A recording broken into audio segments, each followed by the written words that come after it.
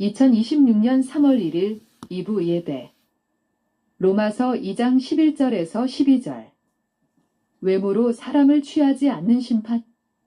사람들은 흔히 높은 사회적 지위나 눈부신 업적을 가진 이들을 특별하게 여기며 그러한 조건이 하나님의 심판에서도 유리하게 작용할 것이라 생각하기 쉽다.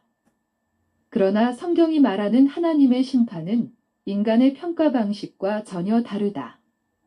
하나님은 사람의 외모나 배경, 명예와 성취를 보지 않으시며 오직 각 사람의 중심과 행위를 따라 판단하신다. 그분은 절대적으로 의로우시며 만물의 가장 작은 부분까지도 아시는 분이기에 어떤 편견이나 차별도 없이 공정하게 심판하신다. 그러므로 이 세상에서 누렸던 지위와 성공은 영원한 운명을 결정하는 데 아무런 효력이 없다. 오히려 더 많은 축복과 특권을 받은 사람일수록 더 큰 책임을 지게 된다. 하나님께서 풍성한 은혜와 기회를 주셨음에도 그것을 저버리고 배반한다면 그에 상응하는 더 무거운 책임이 따르게 된다. 특권은 곧 사명이며 신임이 클수록 그에 대한 책임도 크다.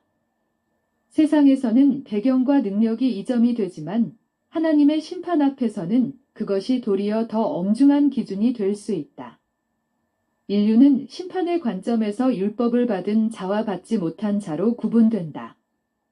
율법을 받은 유대인은 율법을 기준으로 심판을 받으며 율법이 없는 이방인도 아무 기준 없이 넘어가는 것이 아니다.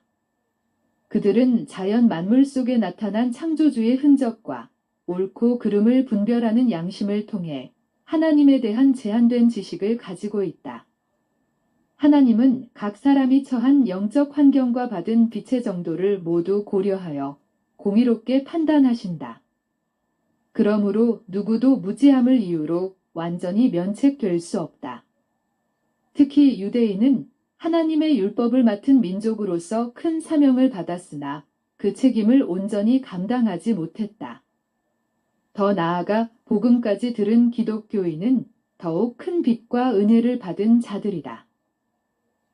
만일 그들이 여전히 죄 가운데 머물며 예수 그리스도를 거부한다면 더 큰 책임을 피할 수 없다. 영적 혜택을 많이 받고도 배반하는 것은 가장 엄중한 결과를 가져온다. 모든 인간은 본래 하나님의 영광을 위해 창조되었으나 창조주를 떠남으로 멸망에 이르게 되었다. 그럼에도 하나님은 회개의 기회를 주시며 돌아오라고 부르신다. 그러나 그 부르심을 끝까지 거절한다면 회복의 기회는 영원히 상실된다. 결국 이 모든 가르침은 한 가지 결론에 이른다. 인간은 스스로 의로워질 수 없으며 심판 앞에서 참된 소망은 오직 예수 그리스도께 있다. 그분만이 죄에서 우리를 구원하시고 하나님의 의를 입혀주시는 유일한 길이시며 멸망에서 건져 영원한 생명으로 인도하시는 우리의 참된 소망이 되신다. 아멘.